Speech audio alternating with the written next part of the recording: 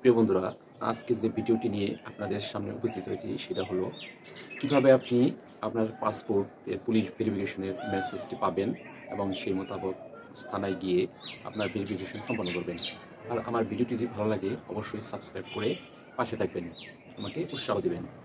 তো প্রথমে আপনি যে জিমেল দিয়ে আপনি আবেদন করেছেন পাসপোর্টের, সেই জিমেলে ওপেন করবেন। সেই জিমেল ওপেন করার পরে পাসপোর্ট অপশন আছে, ওখানে গিয়ে স্ট্যাটাস দেখবেন।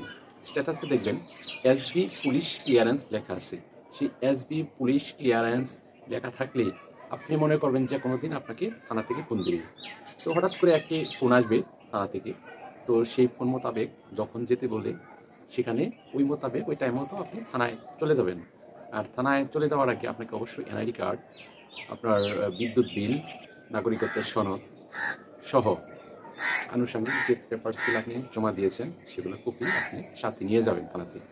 থানাতে গেলে এসবি ডিএসবি পুলিশ মানে ডিএসবির এসআই বা কনস্টেবল আপনার সাথে যোগাযোগ করবে। সেই মোতাবেক আপনি তথ্য সাবমিট করবেন। সাথে আপনার পিতামাতার এনআইডি কার্ডটাও নিয়ে যাবেন, কারণ এই পিতামাতার এনআইডি কার্ডটা ওনারা দেখে, আগে এটা দেখতো না, এখন দেখে। কারণ হলো রোহিঙ্গা ইস্যু আছে, রোহিঙ্গা ইস্যু সমাধানের জন্য এই কাগজগুলো আরও বেশি ভালো করে ভেরিফাই করে দেখে।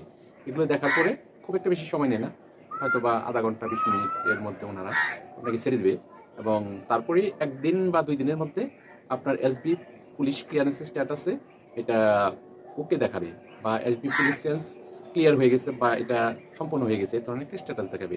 স্ট্যাটাস দেখালেই তারপর আপনার 7 থেকে 8 কর্মদিবসের মধ্যে জেনারেল পাসপোর্টগুলো সাধারণত আপনার দিয়ে দেয়। কারণ পাসপোর্ট নিয়ে আগের মতো জুট ঝামেলা নাই, ইদানিং খুব ভালো সেবা দিচ্ছে।